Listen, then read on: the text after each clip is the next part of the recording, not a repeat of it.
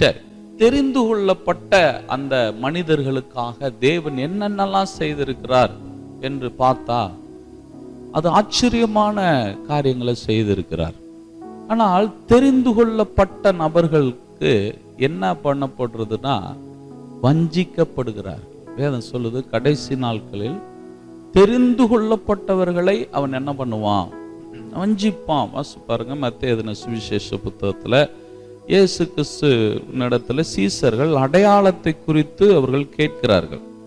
அதாவது கர்த்தருடைய வருகைக்கும் உம்முடைய இதுக்கும் என்ன அடையாளம் அப்படின்னு சொல்லி கேட்கும் பொழுது 24:10 அநேகர் இடர்கள் அடைந்து ஒருவரை ஒருவர் என்ன பண்ணிக்கிருவாங்க? காட்டி கொடுத்து பகைப்பார்கள். அநேக கள்ள தீர்க்கதரிசிகளும் எழும்பி என்ன பண்ணுவாங்க? சத்தமா சொல்லுங்க, கேட்கல. அநேக யார் எழும்புவாங்க? கள்ள தீர்க்கதரிசிகள்.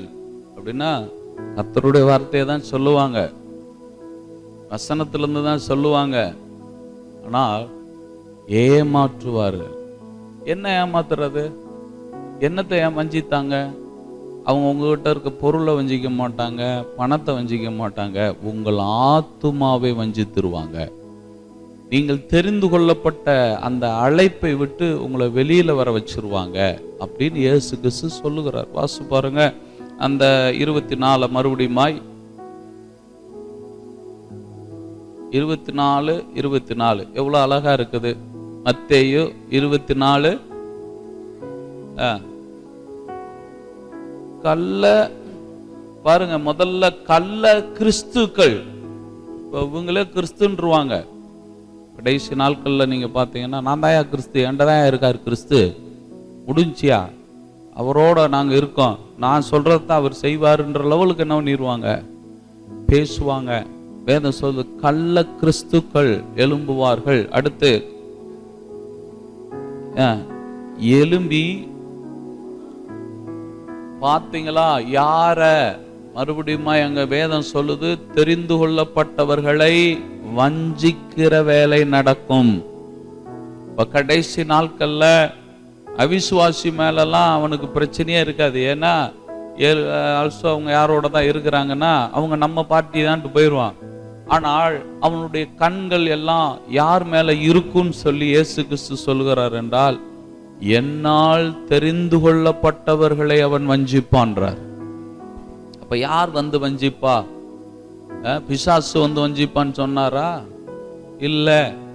வஞ்சிக்கிறதுக்கு எந்த ஆள் அனுப்பிச்சு விடுறாங்கன்னு அங்க தெளிவா என்ன பண்ணி இருக்கிறாரு சொல்றாரு. யார் அனுப்பிச்சு விடுவாங்க? கள்ள கிறிஸ்துக்களையும் கள்ள தீர்க்கதரிசிகளையும் தான் அனுப்புவாங்க. அப்படின்னா என்ன அர்த்தம்? வேதம் தெளிவா சொல்லுது, கிறிஸ்து கள்ள கிறிஸ்து, நல்ல கிறிஸ்து இல்ல. என்ன கிறிஸ்து? அது என்னங்க கள்ள கிறிஸ்து? கிறிஸ்துல நல்ல கிறிஸ்து இருக்கு, கள்ள கிறிஸ்து இருக்குதா? ஆமா. நீ என்ன வேணாலும் செஞ்சுக்கோ, எப்படி வேணாலும் இருந்துக்கோ, நீ எப்படி வேணாலும் இரு, நீ எங்க வந்துருவ? பரலோகத்துக்கு வந்துருவ. இதுதான் கிறிஸ்து செய்ய வந்தாரா? இது அவர் எங்கேயாவது சொன்னாரா? அப்படி சொல்லி இருப்பார் என்றால் அவர் ஏன் அந்த பாவத்துக்காக என்ன பண்ணணும்? பாவம் தொலையணும்ன்றதுக்காக அவர் ஏன் உயிரையே என்ன பண்ணணும்? நீங்க மறுரூபம் ஆகணும், மனம் திரும்பணும், அவர் ஏன் பேசணும்? என்னங்க, நான் நானாவே இருப்பேன், நான் கிறிஸ்துவனுடைய வருகையில போவேன் அப்படின்னா அவங்க தான் கள்ள கிறிஸ்து. நீங்க கள்ள கிறிஸ்துவா? எனக்கு தெரியாது. நீங்க கள்ள கிறிஸ்துவா இருந்தா அடுத்த ஆளை ஏமாத்துவீங்க, அடுத்த ஆளை வஞ்சிக்கிறது. உங்களுக்குள்ள ஒரு மாற்றம் வரல, ஒரு மனம் திரும்புதல் வரல, ஒரு ரட்சிப்பின் கிரியைகள் வரல. இயேசு வந்து என்ன பண்ணினார் பாருங்க. இயேசு சந்தித்த நபர்கள்லாம் என்ன பண்ணாங்க? அவர்கள் சாட்சிகளாய் வாழ்ந்தார்கள். ஆமே. நீங்கள் நானே தேவன் என்பதற்கு நீங்க தான் எனக்கு சாட்சி. தேவன் ஒருத்தர் இருக்காரா? கிறிஸ்து ஒருத்தர் இருக்காரா? கிறிஸ்து அவர்கள் அப்படின்றத வார்த்தையை சேர்த்து தான் கிறிஸ்தவர்கள் அப்படின்ற வார்த்தை வந்தது. அப்ப நமக்குள்ள கிறிஸ்து இருக்கிறார் அப்படின்னு சொன்னா அவர் என்ன கேட்கிறாருன்னா, கிறிஸ்து என்பவர் எப்படிப்பட்டவராய் இருந்தார், நாம் எப்படிப்பட்டவர்களாக இருக்கிறோம், தேவன் எதற்காக அந்த ரத்தத்தை சிந்தினார் கொஞ்சம் யோசிச்சு பாருங்க.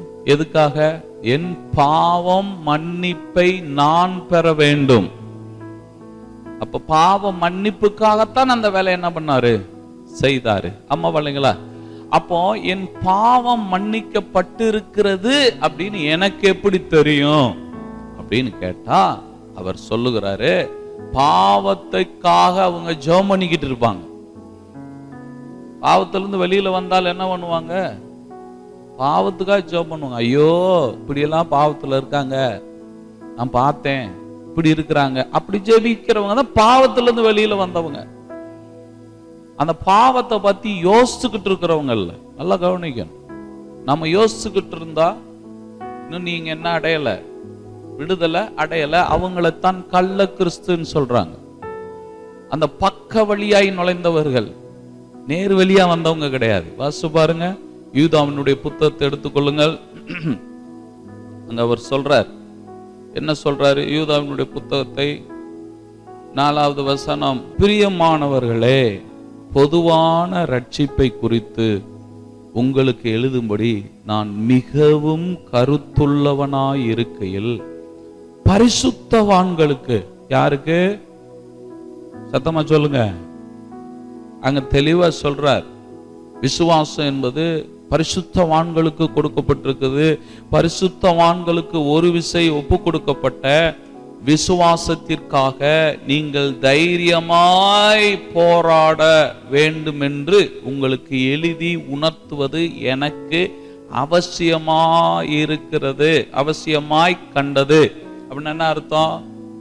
அவர் என்ன சொல்றாருன்னா, பொதுவான ரட்சிப்பு அப்படின்றத பத்தி நான் பேசிக்கிட்டு இருக்கும் பொழுது இன்னொரு விஷயத்தை நான் உங்களுக்கு உணர்த்துவது ரொம்ப முக்கியமானது. பொதுவான ரட்சிப்புன்னு ஒண்ணு இருக்கு. பொதுவான ரட்சிப்புன்னு என்னது?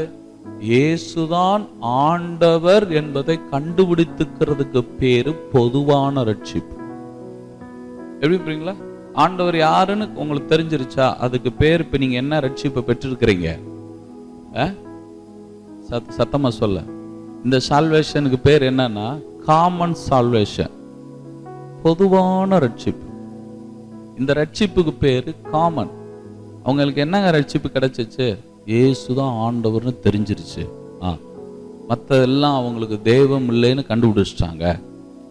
இந்த ரட்சிப்புக்கு பேரு பொதுவானது. இதுதான் ஸ்டார்டிங். இதை நான் ரட்சிப்புன்னு என்ன பண்ணிக்கிற முடியாதுன்றாரு, எடுத்துக்கொள்ள முடியாது. ஆனால் இந்த ரட்சிப்பைக்கும் இந்த ரட்சிப்புக்கேற்ற விசுவாசத்தை பத்தி சொல்லிக்கிட்டு இருக்கும் போதே அவருக்கு இன்னொரு ஒரு காரியத்தை உங்களுக்கு உணர்த்துவது எனக்கு அவசியமா இருக்குன்னு சொல்றார். என்ன காரியத்தை உணர்த்துவது? பரிசுத்தவான்களுக்கு ஒரு விசை ஒப்பு கொடுக்கப்பட்ட விசுவாசத்திற்காக நீங்கள் போராட வேண்டும் என்று சொல்லுகிறார். பாருங்க, பரிசுத்தவான்களுக்கென்று வாழும்படிக்கு, பரிசுத்தவான்கள் பரிசுத்தமான ஜீவியம் பண்ணும்படிக்கு ஆண்டவர் அவர்களுக்கு ஒரு விசுவாசம் கொடுத்திருக்கிறார். நீ இந்த விசுவாசத்துல நீ இருக்கணும். நீ ஒரு பரிசுத்தமான அழைப்பு உன் மேல இருக்குது, பரிசுத்தவானாகும்படி அழைக்கப்பட்டிருக்கிற. அப்படிதான் ஆண்டவர் எழுதுறார். சபைகளுக்கு எழுதலும் மூலதான் பரிசுத்தவான்களுக்கு, பரிசுத்தவான்களாகும்படி அழைக்கப்பட்டிருக்கிறவர்களுக்கு ஒரு விசுவாசம் என்னாக்கப்பட்டிருக்கின்றாரு, கொடுக்கப்பட்டிருக்கின்றாரு. அந்த விசுவாசத்தை விட்டு விட்டவர்கள் தான் இன்னைக்கு நிறையான்றார். நீங்க யாராகும்படி அழைக்கப்பட்டிருக்கிறீங்க? பெரிய பணக்காரராகும்படி அழைக்கப்பட்டிருக்கிறோம். அல்லேலூயா. அது பொதுவானது, அது ரட்சிப்பு இல்லை, அது பொதுவான ரட்சிப்பு.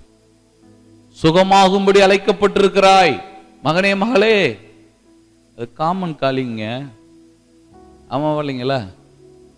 Common calling. ஒரு பெரும்பாடுள்ள ஸ்திரீ இருந்தா, ஏசுட்ட வந்தா, எதுவுமே கேட்கல, நடந்து போய்கிட்டே இருக்காரு, டக்குன்னு தொடுறா, என்ன வந்துருச்சு? சுகம் வந்துருச்சு. அந்த அம்மா பார்த்து ஆண்டவர் என்ன சொன்னார்? உன் விசுவாசம் ஒன்று என்ன பண்ணிருச்சு, ரட்சிச்சுன்னாரு. இது பாவத்திலேருந்து கிடைச்ச ரட்சிப்பா? அப்போ அதுவும் ரட்சிப்பு தானே.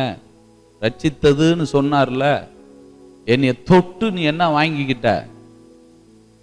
அப்போ ரட்சிப்பியா வந்து வாங்கிச்சு அந்தம்மா. அப்போ அந்த இடத்துல ரட்சிப்புன்னு எதை சொன்னார்? வியாதியிலிருந்து விடுதலை ஆகிறதான் சொன்னார். நீ என்ன ஆயிட்ட? ரட்சிக்கப்பட்டுட்ட அப்படின்னு என்ன பண்ணார்ல? சொன்னார சொல்லலையா? ஆமா சொன்னார். ஆனா சகை அப்படி ஒன்றும் சுகத்தை வாங்கல. சகை அவன் சுகத்துக்காண்டி போய் நின்னானா, பணத்துக்காண்டி போய் நின்னானா? இல்லைங்க. அவன் எதுக்காக போய் நிக்கல. அவனுக்குள்ள ஒரு ஆசை, இந்த ஆண்டவர் எப்படி இருப்பாரு, எப்படிப்பட்டவரா இருப்பாரு, அவரோடு கூட தானே நான் இருக்க போறேன், அவரோடு கூட இருக்கணும்னா அவர் எப்படி இருப்பாருன்னு அவனுக்குள்ள ஒரு ஆசை வருது. அந்த ஆசை அவனை என்ன பண்ணி விடுதுன்னா, அத்தி மரத்துல என்ன பண்ணி விடுது, ஏறி விடுது. அந்த ஆசையில அவன் உட்கார்ந்து இருக்கிறான்.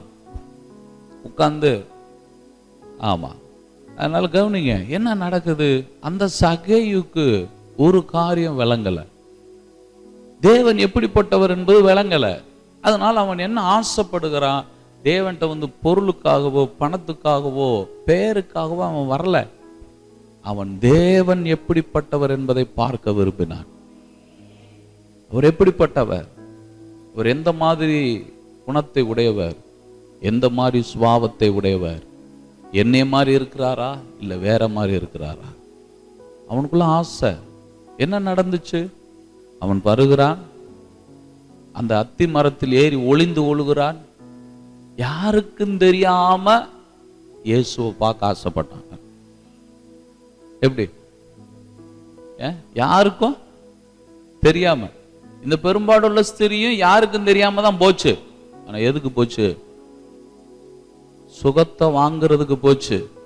ஆனா இவனும் யாருக்கு தெரியாம தான் போறான். ஆனா எப்படிப்பட்டவர் என்பதை பார்க்கிறதற்காய் போனான். ரெண்டுக்கு வித்தியாசம் இருக்குது. இங்க நீங்க எதுக்கு வந்து உட்கார்ந்து இருக்கிறீங்க, எதுக்கு நீ விசுவாசிக்கிறீங்கன்னு எனக்கு தெரியாது.